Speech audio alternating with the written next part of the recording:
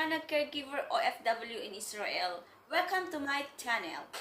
Guys, lumabas lang ako kanina saglit. Mga 3 hours, including travel time. Kasi gustong-gusto kong kumain ng gulay, fresh gulay.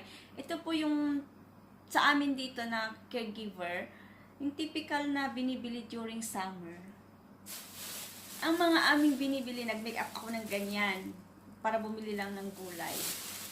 Kasi dito kasi sa aking trabaho, hindi ako nagdi-day off. Minsan lang talaga ako nagdi-day off ng 12 hours. Pero tagal lang hindi ako nag-day off ng matagal. Lumalabas lang ako ng 5 hours, ganon. Pero okay lang sa akin, masaya ako dahil ako yung tipong tao na hindi mahilig sa party-party. Lalabas lang ako kung kailangan. Magsimba, ganon. So guys, ang una-una ko binili ay aking sitaw. Tennis. It's almost 114 pesos if we will going to convert in peso.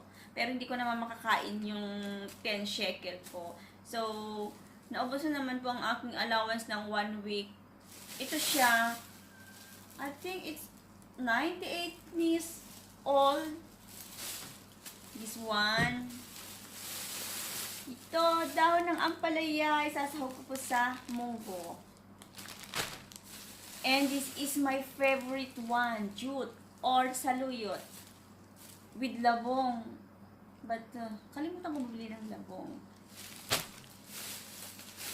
Dalawang aking binili na saluyot or jute.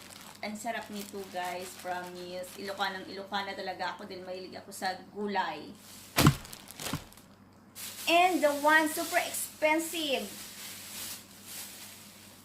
Ang mahiwagang ampalaya. Very expensive ito guys dito. Dalawa lang yung binili ko. With egg, niluluto ko ito with egg and kamatis. This is, kaya 1 week ko po itong uulamin. And of course, very healthy okra. Guys, ito ang aming kahinaan pag summertime dito sa Israel. Kahit ang mahal ng mga gulay, kailangan bumili. Para hindi lahat frozen ang mga pinakain. Yan po yung typical na OFW. Kahit maubos na po yung allowance namin, basta ako pala, kahit na maubos na yung allowance ko, basta makakain ako ng fresh gulay, hindi na lang yung frozen, yung nabibili sa grocery. Kahit gagastos na lang po ako, basta makakain lang ako ng fresh veggies. And it's my own money. Hindi po pera ng aking alaga. It's my own money. But I'm happy. Kasi makakatikim ako at makakain ako ng masarap na gulay.